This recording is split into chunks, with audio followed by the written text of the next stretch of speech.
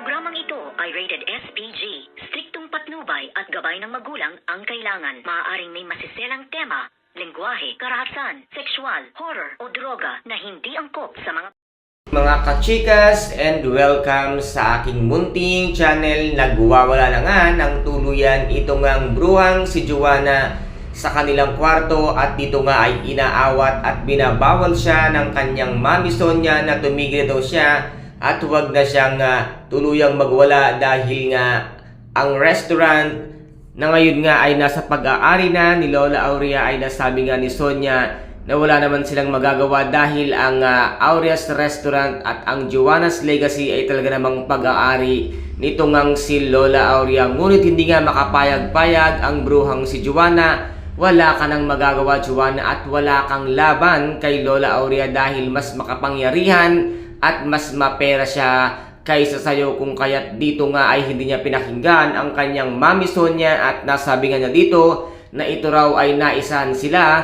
nitong ang si Ina at ni Lola Aurea at plinano daw nila ang lahat ng ito. Kung hindi ka kasi nakinig sa sulsul nila ni Joanna ay hindi maiisipan ni Lola Aurea na bilhin ang Joanna's Legacy para nga lamang ito hindi mawala dahil ito ang pinakamahalaga kay Lola Aurea, ang Aurea's Restaurant, na hindi niyo man lang binigyan ng halaga at pinabayaan niyo pa nga ito. Yan ang karma sa'yo dahil nga sa lahat ng kasamaan mo at ngayon ay hindi mo matanggap na ikaw ay isang talunan ni Ina, kung kaya't dito nga ay halos nagwawala siya at sinabi nga dito ni Sonia na hayaan mo na sa lola mo at huwag mong kakalabanin ang lola mo. Ngunit ang sagot nga nitong siya Joanna ay kakalabanin niya nga si Lola Aurea at hindi na siya magiging sunod-sunuran kahit kailan dito nga kay Lola Aurea. At ang isang masakit pa ay pupuntahan sila ni Lola Aurea sa kanilang tinutuluyang bahay dahil alam nga ng lahat